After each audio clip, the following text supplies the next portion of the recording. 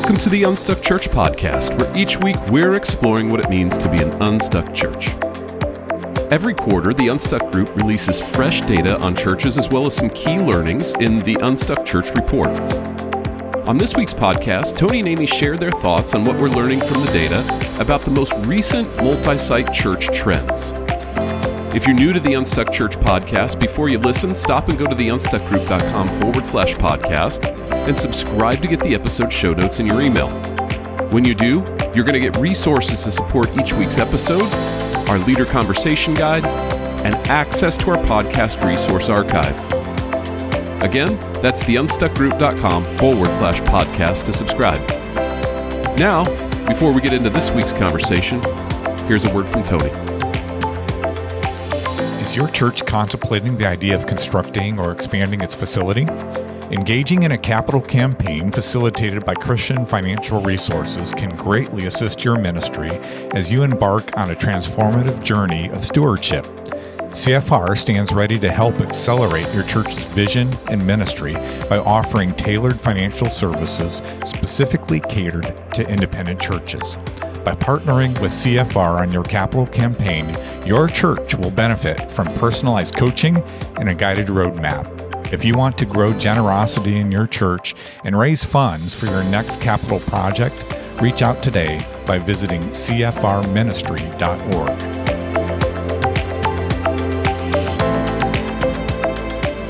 Well, hey, Tony, good to see you. I am super excited about this episode because it's about our quarter 4 Unstuck Church report, and it is hot off the presses.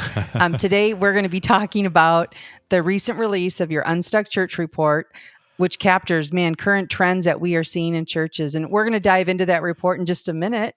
But hey, it's good to see you. You've been gone this past week. Where were you? That's right. Actually, Emily joined me because it was our first time to go to Costa Rica, and it wasn't just vacation, though we did have a couple of days by the pool and then some sightseeing and things like that. But we actually had the opportunity to work with a church in Jaco, which is on the west coast of Costa Rica. So, nice. Amy, I know you've been to Costa Rica serving a church there as well, and not the not too distant past, but it was fun to engage with churches. Of course, both the churches that we've served in Costa Rica are primarily English-speaking churches, right? But it was fun to serve that pastor in that church and to talk about what God has next for the future of Horizon Church in Jaco in Costa Rica. So that was fun. That's nice. You got to go to the coast. I think I was right in the middle of Costa Rica. So no monkeys or sloths for me, just traffic and craziness. Well, Emily and I did get a chance to go to one of the national parks, and we saw some monkeys in the wild. And Amy, I think I could just watch monkeys all day long. They're just fascinating creatures. They are funny, but I've heard they've stolen some purses and bags along the way, so you have to be careful. All right. Well, I'm glad you're back. Glad you're back safe. And let's get back to the report. So, Tony, this quarter's report, it's a little unique. Tell us about that. Yeah, well, every quarter, of course, we compile data that we've collected to monitor trends in churches in the U.S. and around the world, including great churches in Costa Rica. But for this quarter's report, we are specifically focusing on trends in multi-site churches. And this is fun, Amy, because this is the first time we've actually done any research with that specific focus. And related to that, I think we have some fascinating findings to share over these next several minutes. But before we get to the content, we can also celebrate a milestone. Amy, now there are over 50,000 church leaders that are engaging in our Unstuck Church content every month. So that's pretty fun. That's great. And several thousand leaders are subscribed specifically to this quarterly Unstuck Church report. And if you're not subscribed yet, you're welcome to do that. You can subscribe at theunstuckgroup.com/trends. However, this specific report, it's a reflection of more than 100 multi-site churches that our team has served through the years. And now we've collected data from more than 80 ministries that have participated in this specific multi-site survey, which we conducted just a short time ago in October. By the way, if you're curious, the average in-person attendance of the churches that participated in this multi-site survey was over 2,700 people. And that included churches ranging in size from under 500 in attendance. And by the way, that's not, we would encourage churches to be a little bit larger than that. And we'll That's talk about right. that in a moment. And it also included churches over 20,000 in attendance. And this is what's exciting. The average increase in attendance year over year for all these multi-site churches was close to 20%. And over 180 baptisms in the last 12 months. So that's the fun part. That's what we want to celebrate, is churches continuing to carry out the mission God's called them to, and because of that, they're seeing people meet and follow Jesus. So pretty fun stuff, Amy. But we're going to dive into a lot of specifics here related to multi-site strategy. So this is going to be a fun conversation. Yeah, I loved it. When I read it, Tony, I was really struck by your opening thoughts on the most important data point included in this quarter's report. Will you unpack that for us? Yeah, so I mentioned in the report the most important data point was this: 95% of the churches were experiencing attendance growth before they launched their first multi-site location. And I shared that stat because it confirms what our team at the Unstuck Group has learned through the years. Multi-site is a great strategy for healthy, thriving, growing churches to reach more people for Jesus. However, multi-site is not a growth strategy. So if a church has plateaued or it's in decline, multi-site it doesn't turn that trend around. In fact, what we've noticed is that if anything, multi-site will actually accelerate decline and stuckness if you're not already experiencing health as a church. Multi-site is also not a strategy to initiate needed ministry changes. Amy, not that churches haven't tried this, but for many pastors, launching a multi-site location can sometimes feel like the only option that's available when change can't happen at the original location. And so we've seen this. Pastors have concluded, if we can't change our reach strategy, our worship services, our spiritual formation strategy, our brand at the original location, then we're going to launch a second location that will give us the freedom to make those changes. And in case you're wondering, that approach rarely works unless your real goal is to plant a new independent church. And multi-site strategy is not for easy growth. You can ask any senior pastor if ministry was easier or harder when they were just a single location church. And I can guarantee you that almost every pastor leading a multi-site church has probably wished that they could go back in time, go back to the days that they were leading a one location church, because multi-site is complex. Even with the clearest strategy and the cleanest structure, it's going to be messy and it's going to lead to ongoing organizational tension. So that's why that 95% number is so important. These multi-site churches were fulfilling their mission before they launched a second location. These churches were effectively reaching people for Jesus before they opened their first multi-site campus. These churches had teaching and services that were drawing new people before they ventured into multi-site strategy. And these churches were multiplying disciples of Christ before they decided to open an additional location. And Amy, as we've talked about previously, here's what this also means. Multi-site is not for every church. In fact, based on what we've seen in previous data, we know that a lot of churches are on that declining side of the church life cycle. And if that's your church, you're not ready for multi-site. We do want to help you get unstuck. We want you to continue to move forward with a mission that's impacting people's lives. But your first step is not multi-site. And so we just want to make sure before you take that step, you're part of the 95%. You're part of the healthy, thriving, growing churches. Those are the churches that need to be considering multi-site in a way that will continue to help them multiply locations, but also multiply the number of disciples in their church. And that plays into our Unstuck multi-site checkpoints. We say you replicate who you are. And so if you're not in a place of health, don't multiply yet. Get back to a place of health. That's right. Well, Tony, with that introduction, let's actually dive into some of the findings from this quarter's report. The report, of course, includes a lot of data that we won't get to in today's episode, and that includes some of the interesting trends and analysis on general multi-site characteristics, multi-site leadership, staffing and structure in churches with multiplications. But where I'd like to start today is with some of the specific multi-site strategies that we researched. Tony, what stood out to you with the most recent survey data regarding the multi-site strategies?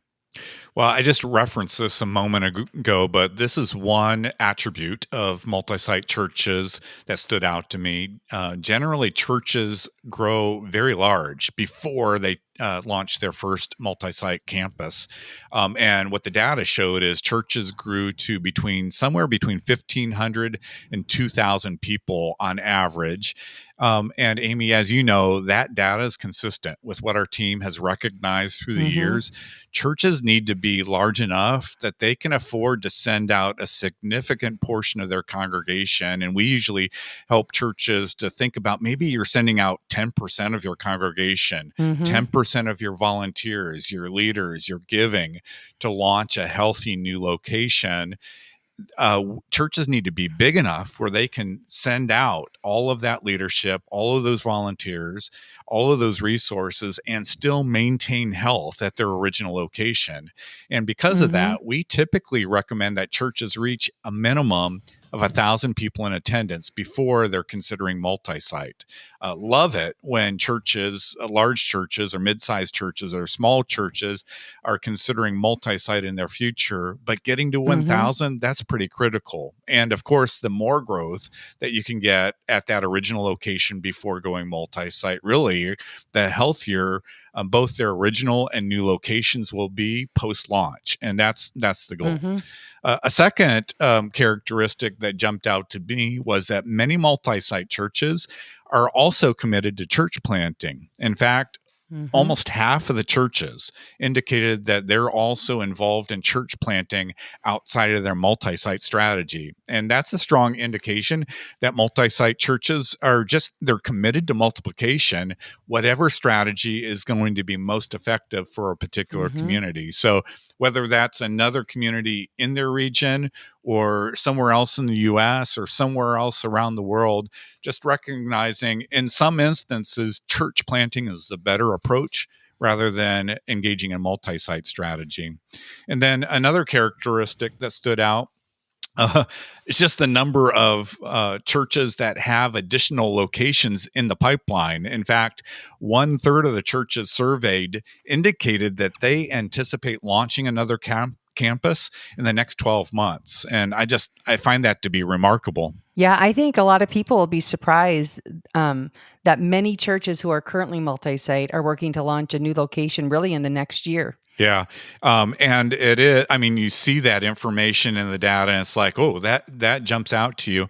But Amy, to be truthful, when we engage with healthy, thriving churches, almost every one of those churches, multi-site is on their minds. And it's funny because through the years, we've heard from the experts, if you will, that, multi-site's kind of a fad. And once this fad passes, we'll get back to single location churches again. And of course, what we have experienced is just when the church gets healthy, when they experience growth, they don't want to just stop at one location. They want to take what's working, what's been impactful for them as a church, and replicate that in other locations.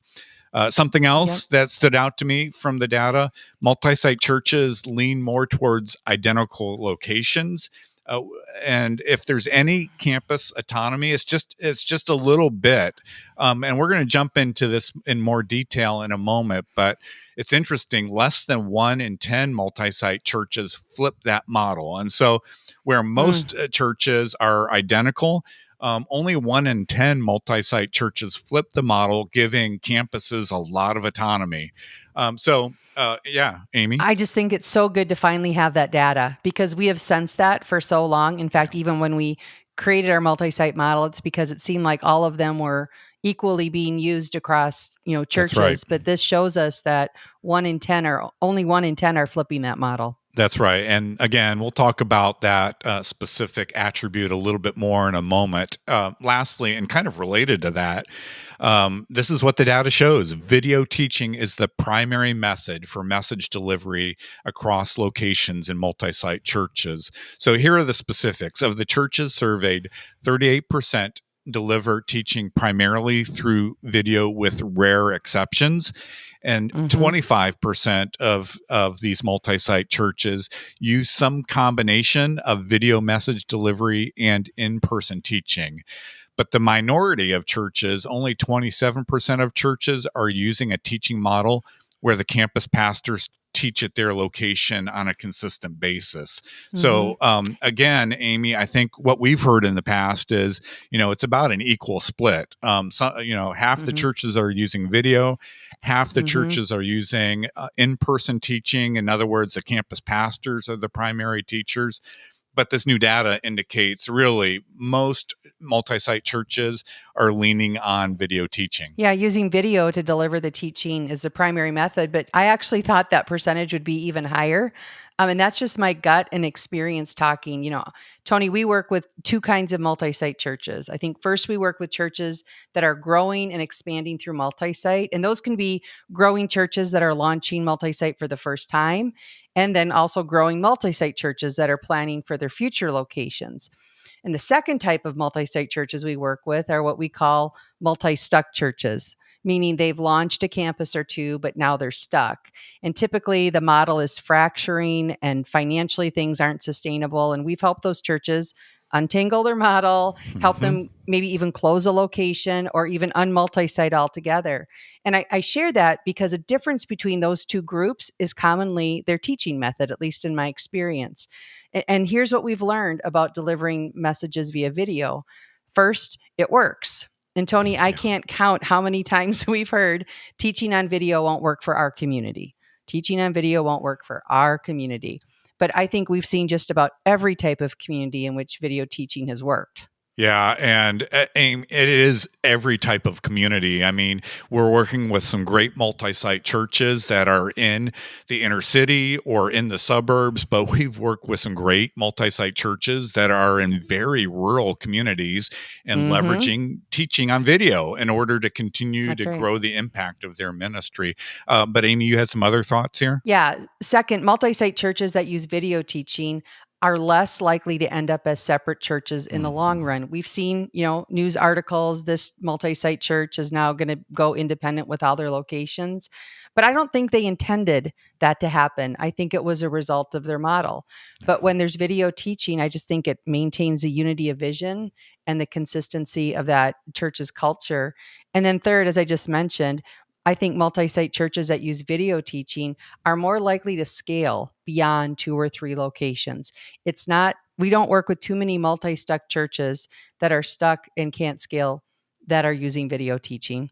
And lastly, the thing that comes to mind is just when multi-site churches use video teaching, we have to remember that campus pastors are then freed up to connect with their congregation, their staff, their volunteers. They just have more capacity to lead and pastor their church. So again, I'm so glad the data finally shows the differences. Yeah, Amy, and on that last point, we've talked a lot about this a lot. You mentioned the financial sustainability. One of the challenges is that when the campus pastors are carrying a lot of the teaching load, it almost forces churches to make sure that they have another pastor on staff at that location to provide all the leadership, all of the shepherding that needs to happen on Sunday morning when the campus pastor is, of course, they're focused on teaching the message. You still need another pastor at that location to help guide all of the efforts of the rest of the ministry that are happening on Sunday morning and beyond. And so, I couldn't agree more. We've seen it time and time again. Video teaching really is I think the strongest way to continue to replicate what has brought success and impact to your ministry in the past and make sure that's delivered in the same way to all the other locations as well. Greetings, I'm Darren Key, CEO of Christian Financial Resources, with some insights I hope will serve your ministry. Did you realize that your church could be missing out on tens of thousands of dollars in untapped giving potential? Some churches have analyzed their giving and found that if more families were generously giving or tithing, giving would increase 2 or 3-fold, sometimes more. I recommend 3 strategies which will help your church unlock additional resources. The first is to create on-ramps to giving through generosity initiatives and capital campaigns for first-time givers. A significant percentage of your attendees probably give little or nothing. It's your job as the church leader to cast the vision, and we're here to help. Next, at CFR, we help individuals establish giving funds for donors who can give $10,000 or more per year. This creates tax advantages and allows families to give even more. We teach that friends don't let friends give cash unless that's all they have. Many of your members probably make the mistake of giving from their checking account when they need to be giving appreciated assets like stock, so they never have to pay capital gains tax. Last, encourage legacy gifts from wills and trusts. Too many churches overlook this important stewardship step. But at the ministry of CFR, we have seen tens of millions of dollars in expectancies added to estate plans through our legacy seminars. By planting those seeds today, one day your ministry will reap a bountiful harvest of funds for kingdom impact. I'll leave you with one last special benefit for churches. Your church can create its own giving fund with Christian Financial Resources to manage its missions giving. This will simplify your church's accounting, and while your funds are waiting to be deployed, they will help finance church growth across the country, all while earning your church more interest. To learn more about the Ministry of Christian Financial Resources, visit cfrministry.org. God bless. Well, Tony, you just talked about the number of churches that lean towards more identical locations rather than giving those campuses a lot of autonomy. And, this is always a point of tension for churches that are considering a multi-site strategy.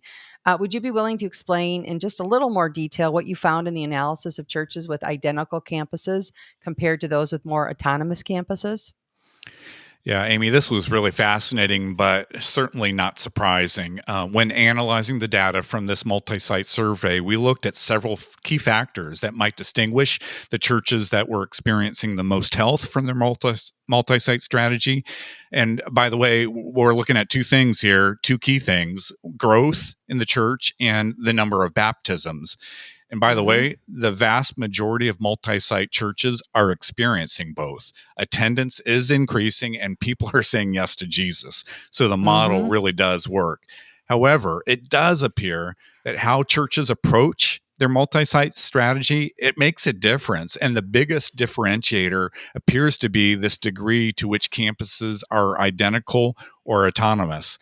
As I explained in the report, multi-site churches that have more identical campuses could be compared to your favorite franchise restaurant. No matter the location, the various restaurants have the same branding. They have relatively similar building design. They have a familiar dining room environment every location you go into. The menu is the same. The customer service experience is essentially the same. And the quality of the meal and how it's delivered to the customer is almost identical from location to location. Amy, what's your favorite franchise restaurant? Got to go for Chick-fil-A. I was a Minnesota girl who didn't have it until I joined the Unstuck Group. So that's my fave. There you go. More autonomous campuses, on the other hand, they're like independent coffee shops. They all sell coffee, but the branding is different. The vibe in the coffee shop is rather unique. The menu is a little bit different from coffee shop to coffee shop. And the experience for the customers may be distinctive from one shop to the next. And most importantly, there's no central headquarters providing support to those independent coffee shops. Amy, do you have a favorite local coffee shop in your community? I don't. I'm not a coffee girl. Oh, well, I'm going to give a shout out to Crazy Love. It's a coffee shop here in Roswell, Georgia, right downtown Roswell, which is the beautiful place, by the way, if you're ever in the area. But Crazy Love is probably my favorite non-chain local coffee shop in our community. But those are just two examples of some of the key differences that we also see between churches that identified themselves as more identical. In other words, they have more identical campuses compared to those multi-site churches that indicated that they are more autonomous. In other words, every campus is a little bit different. In some cases, a lot of bit different.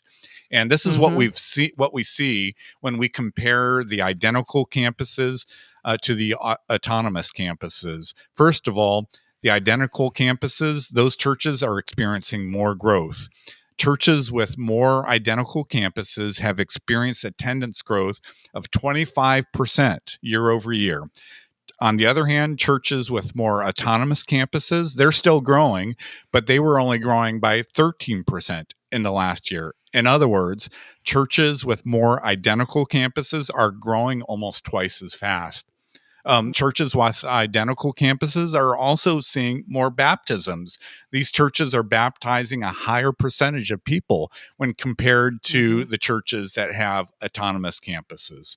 And Amy, I want you to chime in on this one. And this one was a little bit surprising to me, but churches with more identical campuses have twice as many volunteer leaders. And these are volunteers that are leading teams or small groups compared to the more autonomous campuses.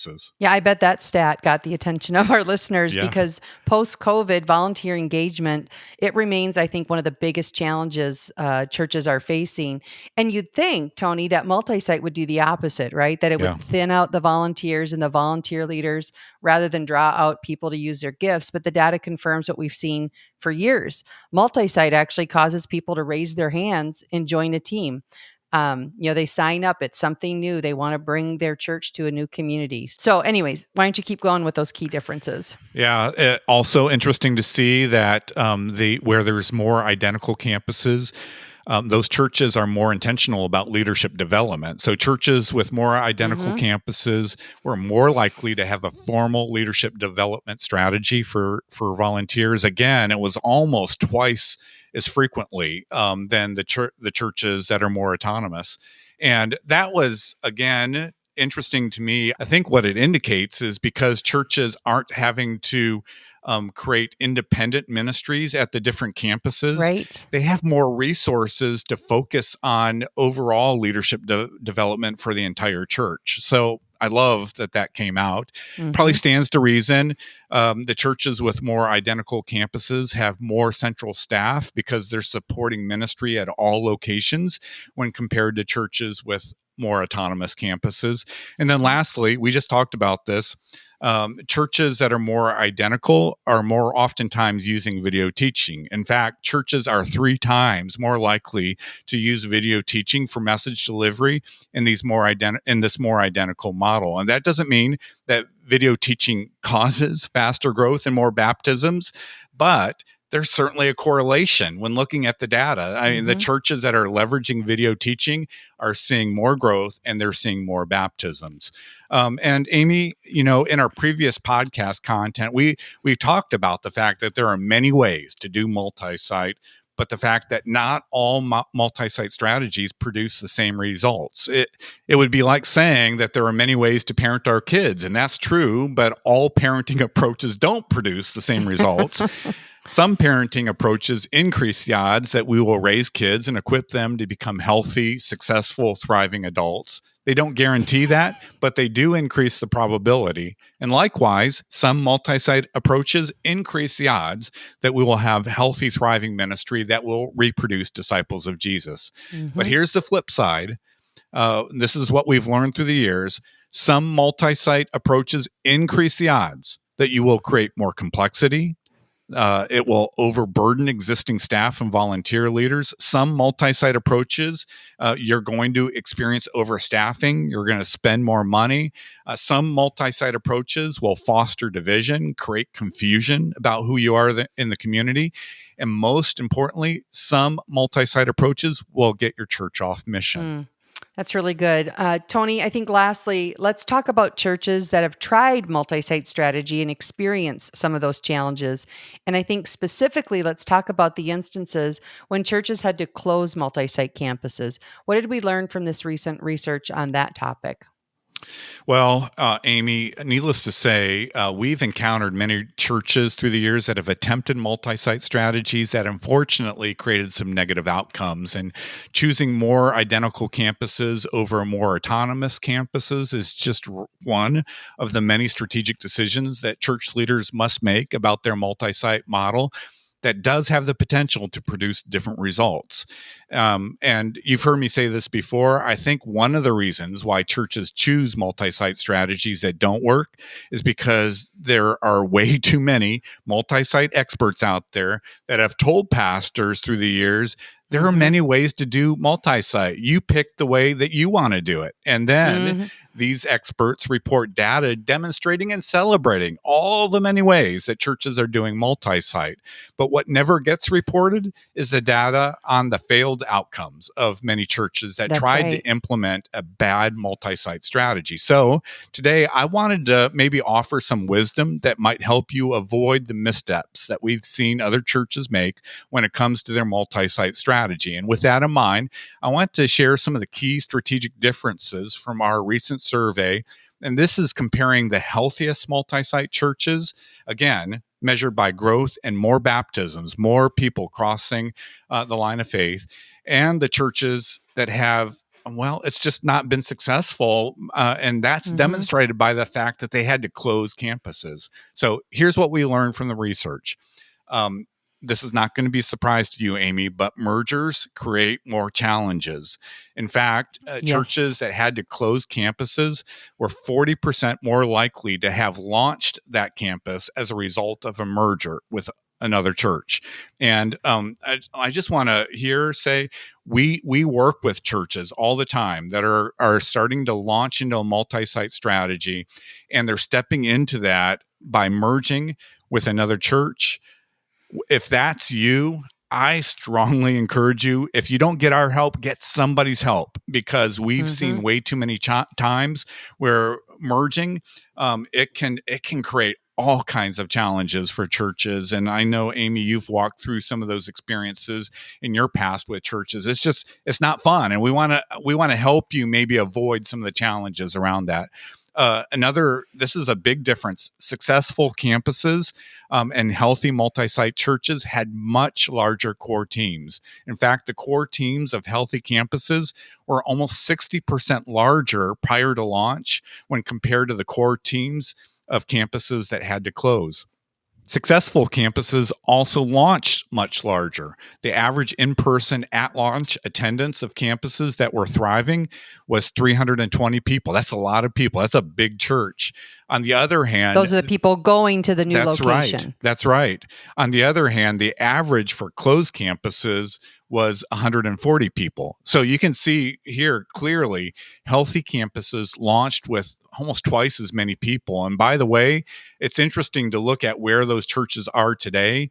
Those churches that launched larger are now twice as big. In other words, twice as many people are attending those locations. Again, we coach churches all the time. So this is not a surprise. You need to hire within. It pays off. Closed campuses were less likely to be led by a campus pastor who was selected from within the church, either somebody that was previously on staff or previously in lay leadership in that church. In other words, closed campuses more oftentimes looked outside the church to bring somebody in to be the campus pastor. That may have been one of the reasons why they ended up closing that campus. And lastly, and it's going to sound like we're on repeat, the teaching model really does matter. So this is what the data is showing. Closed campuses were twice as likely to use a model where the campus pastor was the primary teacher. So when compared to those fastest growing campuses, the ones that were experiencing the most health, the most growth, the most baptism, this is amazing. Closed campuses were 4 times more likely to use a model where the campus pastor was the primary teacher. So again, healthy multi-site churches were much more likely to use video teaching. And in case you're curious, we just asked point blank, what was the primary reason for closing a campus or letting it become an independent church?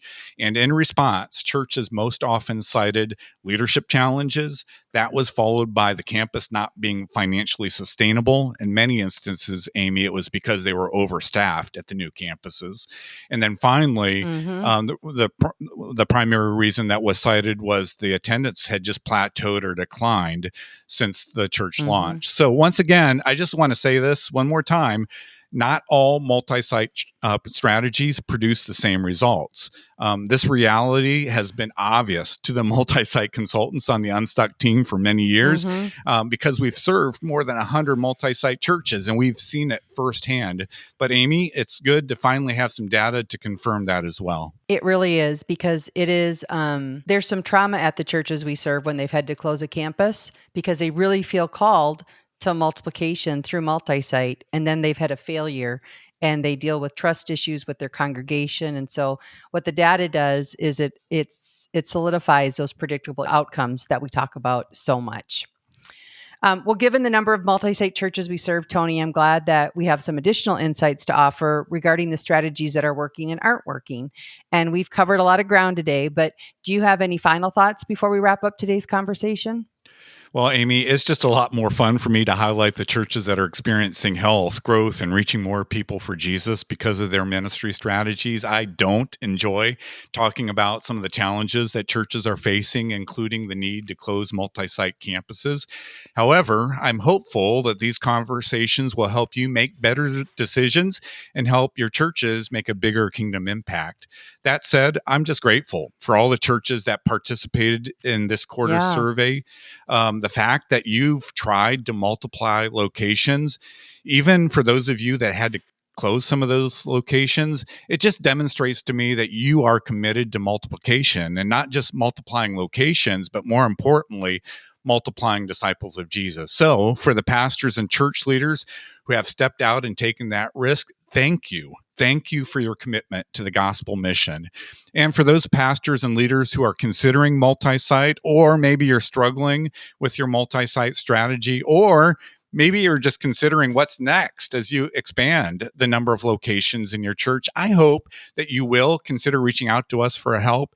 Amy, my Unstuck teammates, and I really do enjoy helping churches tackle the unique opportunities and challenges of multi-site. And when it works, it really works. As we talked about earlier, healthy multi-site churches are growing much faster. They're reaching more people for Jesus. And when it doesn't work, well, let's just say it can lead to a lot of tension and disruption within the staff and your lay leadership of your ministry. So we want to help you avoid that whenever possible. And as I mentioned before, we've worked with more than 100 multi-site churches through the years.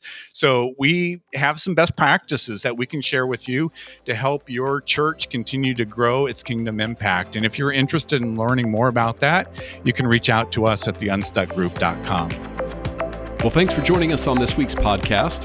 At the Unstuck Group, our goal is to help pastors grow healthy churches by guiding them to align their vision, strategy, team, and action. In everything that we do, our priority is to help churches help people meet and follow Jesus. If there's any way we can serve you and your church, reach out to us today at theunstuckgroup.com. Next week, we're back with another brand new episode. Until then, have a great week.